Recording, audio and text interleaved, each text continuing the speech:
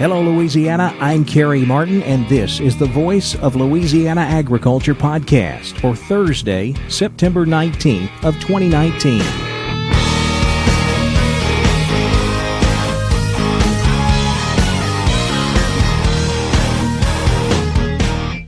Welcome to the Voice of Louisiana Agriculture podcast, a look at the latest news in Louisiana agriculture.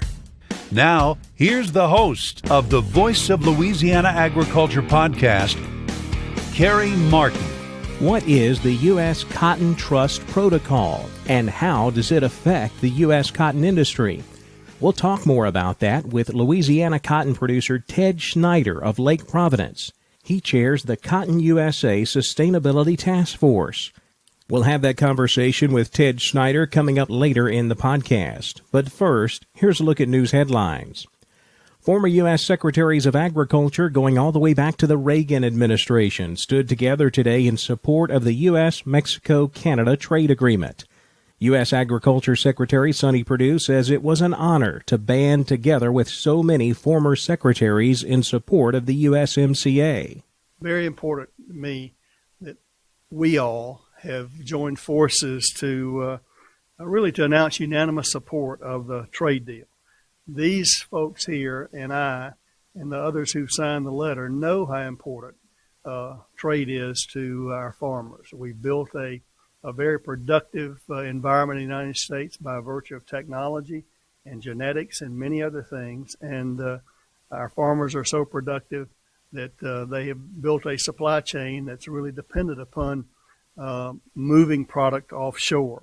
The group signed a letter to Congress urging lawmakers to pass the trade agreement to provide certainty in the North American market for the U.S. farm sector and rural economy. The group included former Agriculture Secretaries John Block, Mike Espy, Dan Glickman, Ann Veneman, Mike Johans, Ed Schaefer, and Tom Vilsack.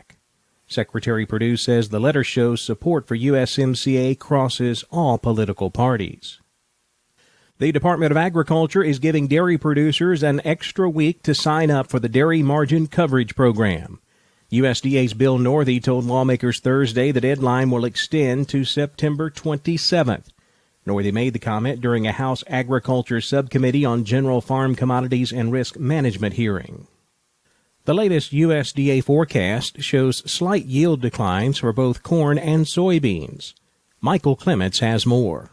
Crop predictions from the Department of Agriculture are beginning to reflect the challenging growing conditions this year, according to the American Farm Bureau Federation. However, Shelby Swain Myers, Associate Policy Advisor at the Indiana Farm Bureau, says the yield and production decline for corn in the September report was not as significant as anticipated. Despite all of the historic planting delays that we had, farmers are still able to plant over 90 million corn acres this year, and the expected 13.8 billion bushels of corn is well above the 12 billion bushel crop that was kind of rumored in late May to early June when we were still trying to get that final push to plant. Despite a trade standoff with China, Myers says soybean supply and demand expectations are better than anticipated. On the supply side, planted acreage and yield are below prior year levels, which is to be expected, but the demand side, though exports have slowed, the crushing has accelerated, and the U.S. is starting to work through that soybean surplus. With the billion bushel soybean carryout, we expect to decline about 36% below 2018 ending stock. When it comes to predicting the crop totals for 2019, she says farmers need to be patient. After this report, I think the theme of this year's crop season is patience. We've had to be patient to get a crop in, patient while it grows, and we'll have to be patient through harvest to allow for full maturity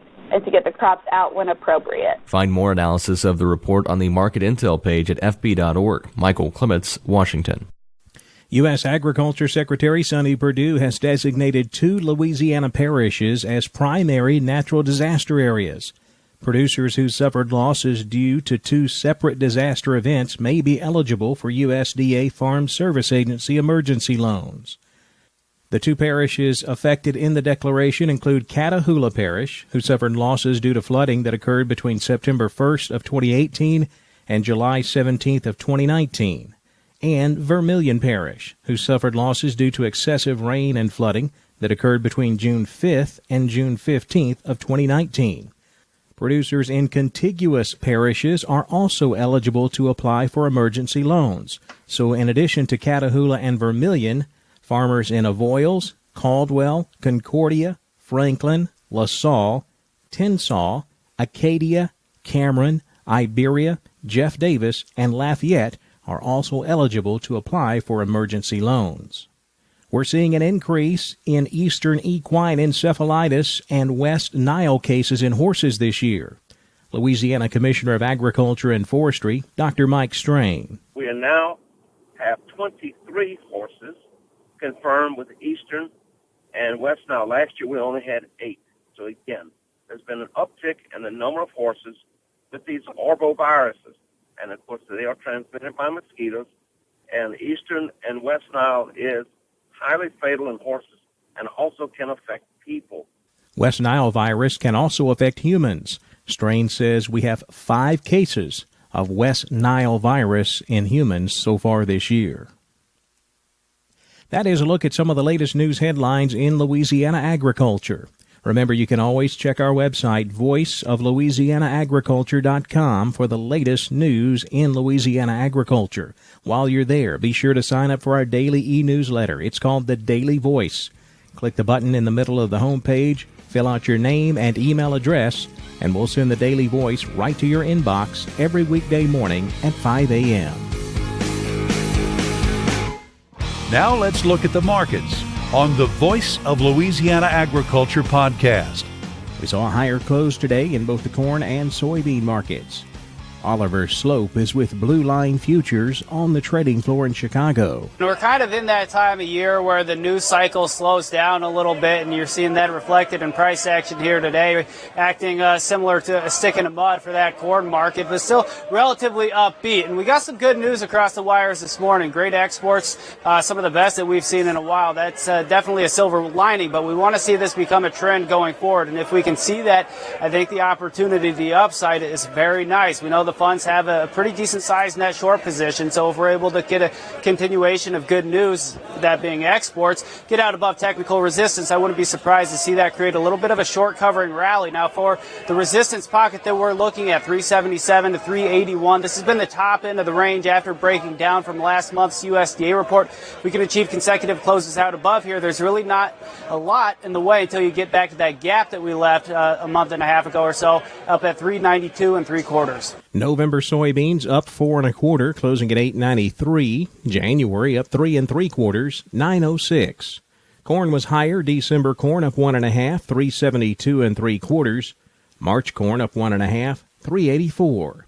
July wheat down 1 1/2 at 502 1/4.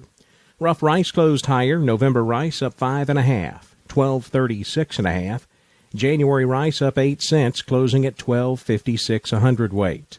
November sugar up 4 points, 25.54 cents. Now with a look at the cotton market, here's Don Molino. Cotton futures at New York traded slightly lower in the front months Thursday. USDA reported cotton export sales for the week ending September 12th total 85,000 running bales for Upland, with another 19,300 running bales booked for 2020. China canceled another 39,317 running bales of old crop purchases. A total of 11,862 metric tons of cotton was sold from Chinese state reserves on Thursday, totaling just over 99% of the amount offered. The Cotton-Looking Index down 130 points on September 18th to 72.40 a pound. At New York Thursday afternoon, October cotton 58.99 down 37. New crop December 60.33 down 17. March 61.06 down 16. The spot market price 60.33 down 17. I'm Don Molino on the Voice of Louisiana Agriculture podcast. At the Kinder Livestock Auction, Kinder, Louisiana this week, 2 to 300 pound steers brought $1.10 to $1.80 a pound. 3 to 4 weight steers $1 to $1.70. 4 to 500 pound steers brought 90 cents to $1.50 a pound. 5 to 6 weight steers $80 to $1.35, with 6 to 7 weight steers bringing 70 cents to $1.25 a pound. Bred cows range from a low of $350 to a high of $1,000 a head. Cow-calf pairs brought $400 to $1,250 a pair. Cattle futures closed mixed. Live cattle were lower, October down 57 at 99.80, while feeder cattle closed higher. October feeders up 52 cents, 138.92. Documenting sustainability of the U.S. cotton industry is becoming a reality with the U.S. Cotton Trust Protocol. We'll talk more about that with Louisiana cotton producer Ted Schneider of Lake Providence. Ted chairs the Cotton USA Sustainability Task Force. We'll have that visit with Ted coming up next on the Voice of Louisiana Agriculture podcast.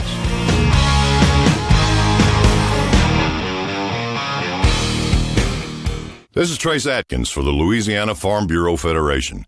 Farm Bureau has been working for Louisiana's farmers and ranchers since 1922, and that work continues today.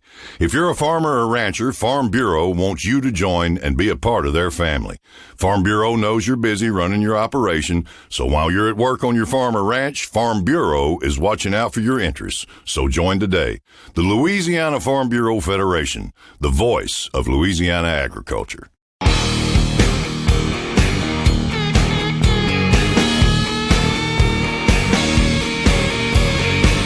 The Voice of Louisiana Agriculture podcast. Our guest today is Ted Schneider. Ted is a farmer in the Lake Providence area, way up in East Carroll Parish, up there in the northeast corner of Louisiana. Ted, how are things going way up there in northeast Louisiana today? Well, good afternoon, Kerry, and I appreciate you taking time to visit with me. Things are well here. It's very hot, very dry. We've had a really good harvest season. We're done harvesting corn here in the East Carroll Parish for the most part. There's some soybeans left to harvest and a lot of cotton left to pick. Well, tell us about your farm first. How many acres do you have and in what crops? I've got close to 4,000 acres. I farm here in northeast corner of Louisiana and in southeast Arkansas. I grow corn, soybeans, and my primary crop this year is cotton. So how did your corn harvest come out? The corn harvest, it was about an average harvest for me. I averaged right around 200 bushels to the acre, which has been about my 4 to 5 year average. Soybeans were about half finished with, and they appear to be average to maybe a little above average. Cotton, I haven't defoliated any yet. It looks really good, but hopefully we can dodge weather like we've been dodging weather, and we'll have a good harvest there too. Well, Ted, that sounds, I guess, a little surprising given the year we've had. I know that you guys up in the Lake Providence area just got so much water between rainfall and seep water and all the issues you had to deal with. I guess it feels pretty good to say you've got an average or maybe a little better crop. No, it has been the most challenging year that I've had. I've farmed for 35 years. I had 500 acres that I could not plant this year, and that has been a real concern, to say the least. But, we've been very blessed to persevere, I guess. Our crops fared a lot better than I thought they would. All I can say is I feel very blessed to have the crop that I have after the growing season that we've had. Well, you mentioned that you haven't defoliated yet. When are you expecting to put a picker into that crop? I think it will be the first week in October. I've got about 2,000 acres of cotton to pick. So, it'll take me the entire month of October to do that. Well, Ted, one of the reasons I called you today, of course, to get an update on what's going on the farm, but I also wanted to talk to you about some of your activities with the National Cotton Council. You're chairman of the Cotton USA Sustainability Task Force, and that task force has the job of implementing the U.S. Cotton Trust Protocol. Tell me about your task force, the work that you're doing, and what the U.S. Cotton Trust Protocol is all about. Well, the Cotton Sustainability Task Force was formed in April of 2017. That's officially. It actually started with setting goals for the cotton industry in 2015. This came about as a result of brands and retailers requesting a verifiable sustainability protocol for any cotton that they buy anywhere in the world. Sustainability is a growing issue for every industry in the country. Brands and retailers are driving this. We as farmers have to realize that we are an industry, but we're an industry within an industry. We are in the apparel industry, in the cotton business, and we have to respond to what they ask for. This task force was formed to come up with a sustainability protocol. There were producers from all over the country. There were actually representatives on the task force from all 7 segments of the cotton industry, plus input from brands and retailers and sustainability experts and representatives from other commodity groups who were also working on their own sustainability protocols. We feel like we have developed a very good protocol. It's been very well received by brands and retailers.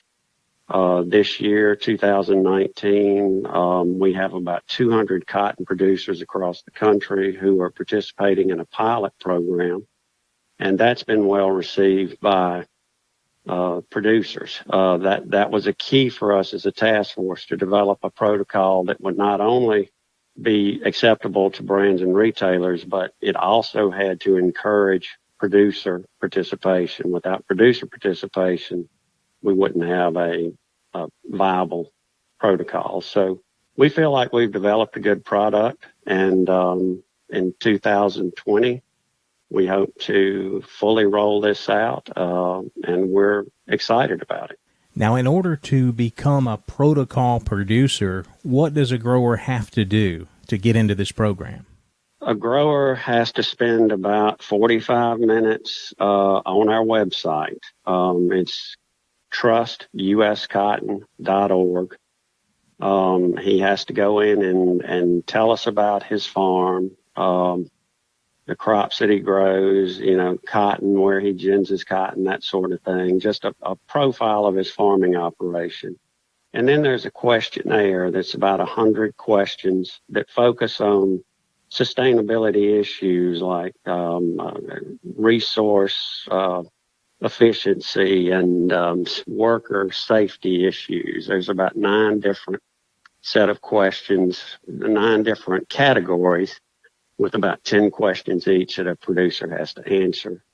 And then he has to participate in a data management tool, which we're pretty much required legally to keep records. And so we're asking a producer to just highlight what he's been doing for years.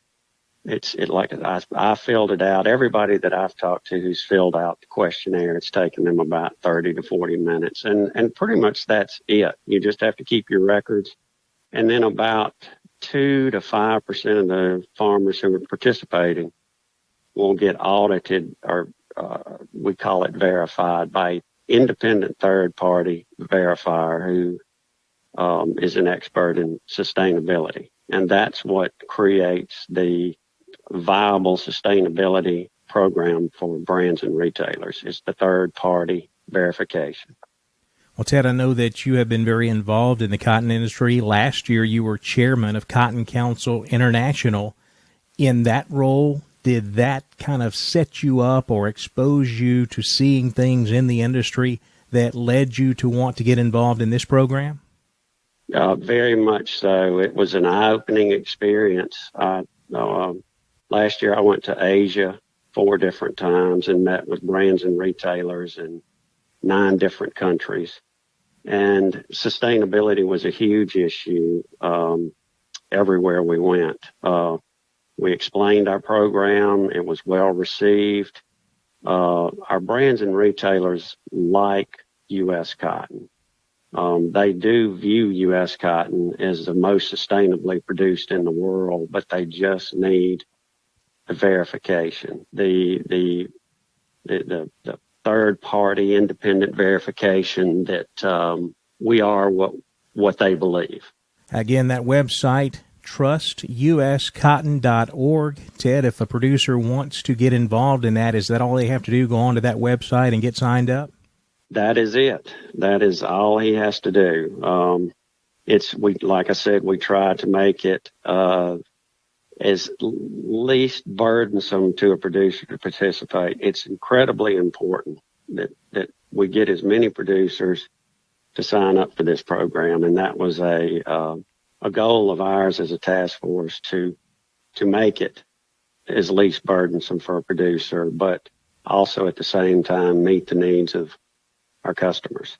It's the U.S. Cotton Trust Protocol. The website is trustuscotton.org, and he is Ted Schneider, a farmer from Lake Providence, Louisiana, currently chairing the Cotton USA Sustainability Task Force. Thanks so much for your time, Ted. Appreciate it. Thank you so much.